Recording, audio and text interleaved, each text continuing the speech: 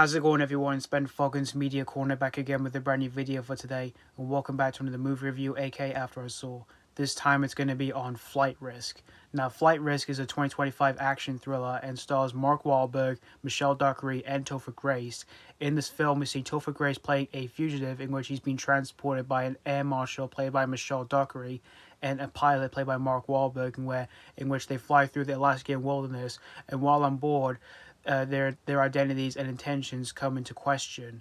So that's pretty much the story of Flight Risk. Now, this movie was originally going to come out last year in October, but then they decided to push it to this year in January.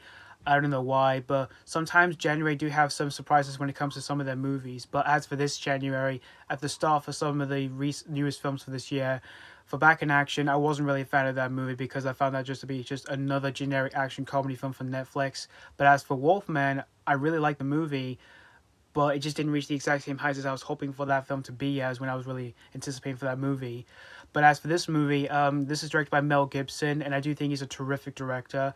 He's made some epic films such as Braveheart, Apocalypto, The Passion of the Christ, and Hacksaw Ridge. So I was really intrigued to see what he was going to be doing for this new different type of movie he was making here. But unfortunately, I would have to say this is probably his worst film that he's directed. And in fact, I would even say this is the only one film that I've ever seen him directing that I truly did not like. Yeah. Honestly, the film's story felt like it just could have been shortened here rather than like a full-length story, because the overall storytelling here for this film tends to feel really basic, while it tends to throw in some unpredictable moments as well as some violent moments in the film, but it's often ruined due to the performances. I do like Mark Wahlberg. He's a really fun actor, but here he just couldn't save this whole movie, and this has got to be one of his weakest roles. Because in this film, he tends to be like this over-the-top, like, maniac villain with a bald cap. And what he's been given here for this film tends to be really cliched from what the writing had to offer him. Because the whole writing here for this film is just so bland and yet incredibly awkward for some of the lines of dialogue and for some of the awkward moments that goes on in the film. But I would say the one who's doing their best in terms of performances here in this film is Michelle Dockery. She does try her best, but the dialogue she's been given here for this film is often cliched. And I have no idea what Topher Grace was doing in the film, because there are times where he's trying to be funny, but his dialogue is just incredibly awkward and they just weren't even that funny.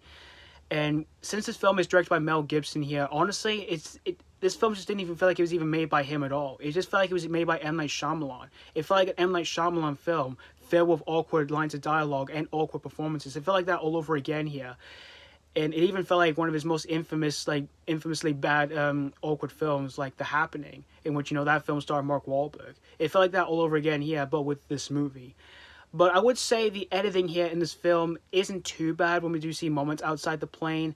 And I do appreciate the film's runtime for being an hour and 31 minutes, even though the first 5 minutes of the film, after the first 5 minutes of the film tends to slow down way too much right before we even take off on the plane.